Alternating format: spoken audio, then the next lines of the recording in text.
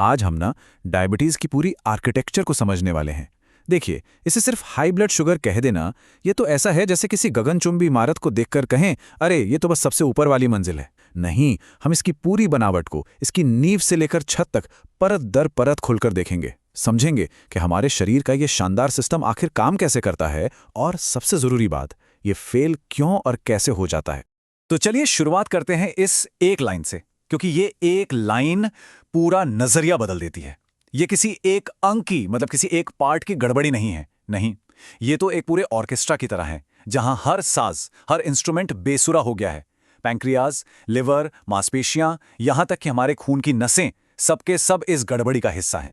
अब देखिए, ये समझने के लिए कि डायबिटीज में गड़बड़ क्या होती है, हमें पहले ये समझना होगा कि जब सब कुछ सही चल रहा होता है तो वो कितना कमाल का होता है। हमारे शरीर का जो ग्लूकोज मैनेजमेंट सिस्टम है ना, वो किसी इंजीनियरिंग के अजूबे से कम नहीं है।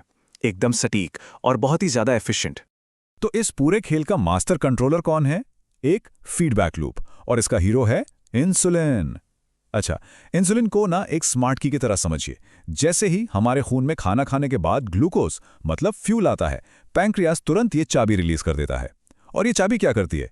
ये शरीर की हर कोशिका, हर सेल के दरवाजे पर लगे खास तालों को, जिन्हें हम रिसेप्टर्स कहते हैं, खोल देती है, ताकि वो फ्यूल अंदर जा सके और हमें एनर्जी मिले। सोचिए जरा, ये कितना शानदार और ऑटोमेटिक सिस्टम है। हमने खाना खाया, ब्लड शुगर ऊपर गया, पैनक्रियाज ने इंसुलिन भेजा, सेल्स ने ग्लूकोज सोख लिया, और बस कुछ ही देर में सब कुछ वापस नॉर्मल, एकदम परफेक्ट, एक बैलेंस में चलता हुआ डांस। लेकिन यहीं पर कहानी में असली ट्विस्ट आता है। अगर ये सिस्टम इतना ही परफेक्ट है, तो फिर गड़बड़ी होती कहाँ है? आखिर ये शानदार आर्किटेक्चर ढहता कैसे है? तो इस सिस्टम के फेल होने के ना दो मेन रास्ते हैं, और दोनों एक दूसरे से बिल्कुल अलग। टाइप 1 को समझिए, एक प्रोडक्शन प्रॉब्लम, मतलब इंसुलिन बनाने वाली फैक्ट्री ही तबाह हो गई, प्रोडक्शन ठप। और टाइप 2 वो है एक कम्युनिकेशन प्रॉब्लम। यहां फैक्ट्री काम कर रही है, बल्कि शायद जरूरत से ज्यादा ही काम कर रही है, लेकिन कोशिकाएं यानी सेल्स उसकी सुनी नहीं रहे। ऐसा समझिए जैसे तालों में जंग लग गया है और चाबी घूम ही नहीं रही। चलिए पहले रास्ते को समझते हैं। टाइप 1 डायबिटीज, ये एक अचानक, एक कैटास्ट्रोफिक कोलैप्स है। यहाँ सिस्टम धीरे धीरे खराब नहीं होता, नहीं, ये तो बस ढह जाता है। होता क्या है कि शरीर के अंदर ही एक सिविल वॉर छिड़ जाता है। हमारे शरीर का अपना डिफेंस सिस्टम, हमारा इम्यून सिस्टम, एक भयानक गलती कर बैठता है। वो पैनक्रियाज में मौजूद इंसुलिन बनाने वाली बीटा सेल्स को कोई बाहर का दुश्मन समझ लेता है, और बस उन पर हमला करके उन्हें हमेशा के लिए खत्म कर देता है। ये एक बहुत ही ट्रैजिक केस है मिस्टेकन आइडेंटिटी का। और सोचिए, जब इंसुलिन की वो चाबी ही नहीं है तो क्या होगा? पूरे शरीर में अफरा तफरी मच जाती है। ग्लूकोज सेल्स के अंदर जा ही नहीं पाता और खून में बाढ़ की तरह जमा होने लगता है। सेल्स बेचारी भूखी रह जाती हैं। और लिवर जिसको इंसुलिन का सिग्नल मिलता था कि भाई बस करो और शुगर मत बनाओ, वो सिग्नल न मिलने पर पागलों की तरह और भी ज्यादा शुगर खून में डालने लगता है।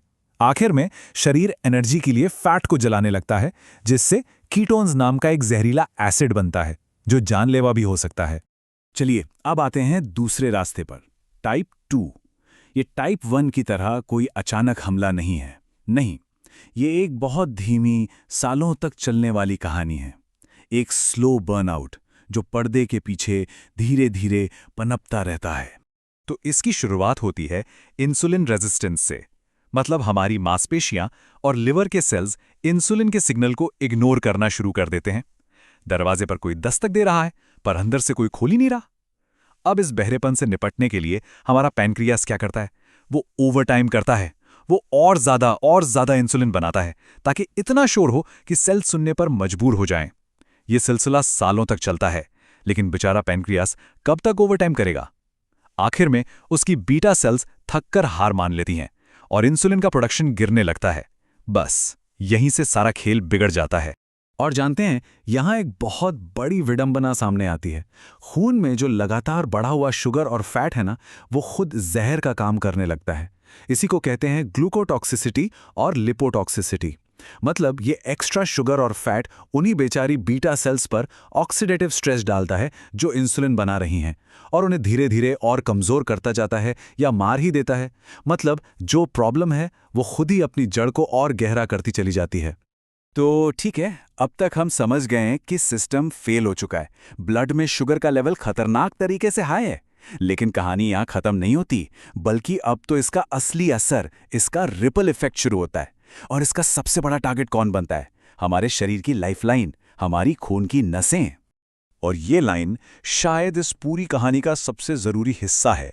डायबिटीज शुरू तो होती है एक हार्मोनल प्रॉब्लम की तरह, लेकिन इसका अंत, इसका एंड गेम एक वैस्कुलर बीमारी के रूप में होता है, यानी खून की नसों की बीमारी। आप ऐसे सोचिए, हमारा खून जिसे पतला और आसानी से बहना चाहिए, वो हाई शुगर की वजह से चाशनी जैसा गाढ़ा और चिपचिपा हो जाता है। ये एक्स्ट्रा शुगर खून के प्रोटीन से चिपककर AGEs नाम के बहुत ही खतरनाक मॉलिक्यूल्स बनाती हैं। और ये मॉलिक्यूल्स हमारी खून की नसों की जो अंदर की नाजुक परत होती है ना, उस पर ठीक वैसे ही अटैक करते हैं जैसे लोहे पर जंग लग जाता है। और ये डैमेज सबसे ज्यादा कहाँ होता है? उन जगहों पर जहां खून की नसें सबसे बारीक होती हैं, जैसे कि हमारी आंखें, हमारी किडनी, हमारे हाथ पैरों की नसें। और जब यही डैमेज बड़ी नसों तक पहुंचता है तो नतीजा होता है हार्ट अटैक और स्ट्रोक। असल में डायबिटीज की ज्यादातर बड़ी कॉम्प्लिकेशंस इसी वैस्कुलर डैमेज से ही तो जुड़ी हैं। तो हमने देखा कि ये पूरा आर्किटेक्चर कैसे ढहता है, हर लेवल पर, पैंक्रियास, लिवर, सेल्स और फिर नसें। ये सब सुनना थोड़ा डरावना लग सकता है, मानता हूं, लेकिन अच्छी खबर यह है कि जब हम इस आर्किटेक्चर को समझ लेते हैं तो हम इसे संभालने का ब्लूप्रिंट भी बना सकते हैं। कंट्रोल वापस हासिल किया जा सकता है। और कंट्रोल की शुरुआत कहाँ से होती है? हमारी प्लेट से। प्लेट मेथड एक बहुत ही सिंपल लेकिन पावरफुल तरीका है। बस अपनी प्लेट को विजुअलाइज कीजिए। आधा हिस्सा नॉन स्टार्ची सब्जियों से भर दीजिए।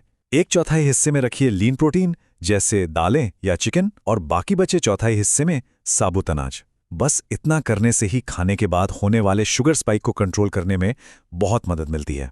खास तौर पर टाइप 2 डायबिटीज में वजन का मैनेजमेंट तो कमाल कर सकता है। पता है स्टडीज क्या कहती हैं?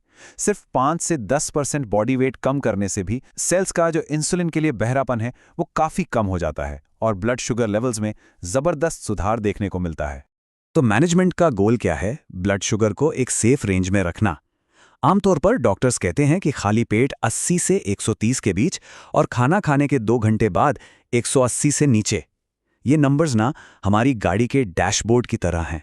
ये बताते हैं कि सिस्टम कंट्रोल में है या नहीं।